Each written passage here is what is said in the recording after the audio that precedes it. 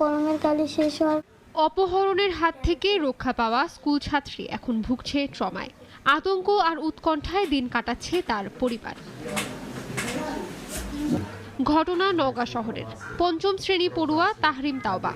প্রতিদিনের মতো বৃহস্পতিবার সকাল ৭টায় বাবার সাথে শহরের কেডির মোড়ে পাঠশালা স্টাডি কেয়ার একাডেমি কোচিং সেন্টারে যায় তাহরিম তাওবা।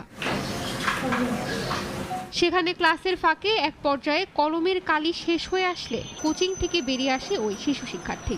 এর আগে থেকে ওত পেতে থাকা অপহরণকারী তাকে তুলে নেয়।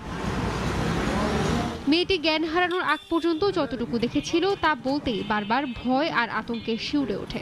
ওই মাইক্রো থেকে একটা লোক বের হয়, কালো করে খাটো করে, চুলটা টাক টাক, চোখ বড় বড়। এখন এসে কখন পিছন দিক থেকে রুমাল দিয়ে আমাকে গাড়িতে তুলে নেয়। সে জানায় কোচিং থেকে দোকানের দিকে যেতেই কয়েকজন তার মুখে রুমাল ধরে, তারপর কি হয়েছে আর বলতে পারে না। কিন্তু যখন জ্ঞান ফেরে তখন নিজেকে একটি পরিত্যক্ত বাড়িতে পড়ে থাকতে দেখে। জ্ঞান ফিরে একটা পরিত্যক্ত বাড়িতে, ওখানে কোনো জানলা দরজা কিছু নাই, লোকটা ফোনে কথা বলতেছিল। পরে সেখান থেকে বুদ্ধি করে পালিয়ে শহরের দয়ালের মোড়ে একটি বাড়িতে আশ্রয় নেয় সে। মেয়েটির বাবা বলছেন সকাল ৯টার দিকে কোচিং ছুটির সময় তিনি এলে মেয়েকে দেখতে না পেয়ে দিশেহারা হয়ে পড়েন। খোঁজাখুঁজি করেন হাসপাতাল থেকে শুরু করে শহরের সব জায়গায়। এরপর বেলা 11টার দিকে মেয়েটিকে যে বাসায় আশ্রয় নিয়েছে সেখান থেকে ফোন পেয়ে ছুটে যান বাবা। তার হাতে তুলে দেওয়া হয় মেয়েকে। আশ্রয় দেয়া বাড়ির মালিক জানান মেয়েটির ভেতর তারা প্রচন্ড ভয় আর আতঙ্ক দেখতে পান।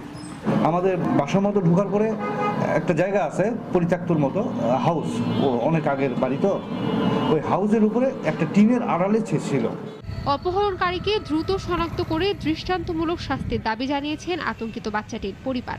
আবার যদি কোনো সিন্ডিকেট করে বা কোনো কিডন্যাপের চিন্তা ভাবনা হয় তাহলে তো আমার পরিবার বা আমার বাচ্চাদের নিয়ে খুব আতঙ্কের মধ্যে আছে। আমাদের তো আরো 2টা ছোট বাচ্চা আছে, এদের নিয়ে আমরা চিন্তিত। যদি পুলিশ তদন্ত করত, সঠিক ব্যবস্থা নিত, তাহলে আমাদের আতঙ্কটা দূর হতো।